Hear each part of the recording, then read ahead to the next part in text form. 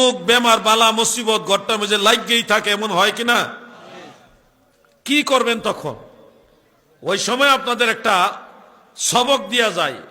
আল্লাহ রসুল সাল্লাল্লাহু আলাইহি ওয়াসাল্লাম শিক্ষা দিয়েছেন, যেই ঘরে বালা মুসিবত রোগ বেমার অসুখ বিসুখ সব সময় লেগেই থাকে, ওই ঘরের মানুষদেরকে উদ্দেশ্য করে দিনের নবী দয়ার নবী বলেছে, তোমরা ওই ঘরে জিয়াফতের আয়োজন করো, মানে ওই ঘরে কয়েকজন গরিব অসহায় মানুষকে দাওয়াত দিয়ে একবেলা ভাত খাওয়াও।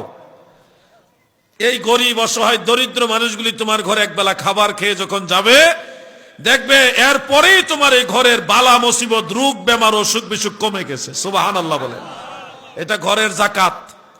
এটা কি? ঘরের যাকাত। এই জন্য বলছি, সুন্নিরা সবকিছু আমল করার চেষ্টা করে। শবে বরাতের চাঁদে কিংবা শবে মেরাজের চাঁদে এই যে একটা মিলাদ পড়ায়, এই উসিলায় গরিব মানুষেরও 4টা ডাইল ভাত খাওয়ায়, এলাকার ময়মুরব্বীদেরও খাওয়ানো হয়, আলেমুল আমাদেরকেও মেহমানদারি হয়, সব দিকে একটা ব্যালেন্স হয় তৌফিক অনুযায়ী। আবার ঘরের বালা মুসিবতও এই উসিলা দূর হয়ে যায়। ময়মুরব্বী দোয়া ফাইলো, যারা কবরে চলে গেছে তারাও দোয়া ফাইলো, কত দিকে লাভ। আর আমরার হুজুরে নতুন হুজুর আইছে, উনি স্কলার, উনি আইসা কয় মিলাদ বেদাত, কয় সৌদি আরব মিলাদ নাই। এবার দলিল হইছে সৌদি আরব। আচ্ছা, সৌদি আরব মিলাদ নাই যে কয়, হে কিন্তু একটা মিথ্যাবাদী, টাটকা মিথ্যাবাদী।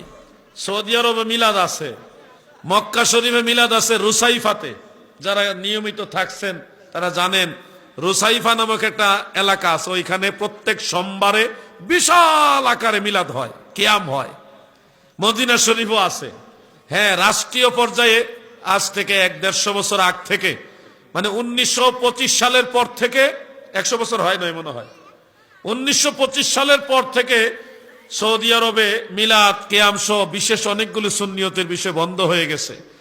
অনেক নবী সাহাবীর মাজার ছিল, এগুলি ভেঙে ফেলছে। কারণ ওই দেশের রাজত্বটা হইল ইবনু আব্দুল ওয়াহাব নজদি, যাদেরকে আমরা ওয়াহাবি বলি, তাদের লিডারের নাম এটা। এই লোক যখন সৌদি আরবের রাজার ঘাড়ে বৈশা তখন ওই দেশটাকে কন্ট্রোল করছে, তখন নবী সাহাবীদের মাজারও ভাঙছে, মিলাদ কিয়ামও বন্ধ করছে, রাষ্ট্রীয় পর্যায়ে অনেক দোয়া মুনাজাত বন্ধ করে দিছে। কিন্তু এর আগে মাজারও ছিল, মুনাজাতও ছিল, জিয়ারতও ছিল।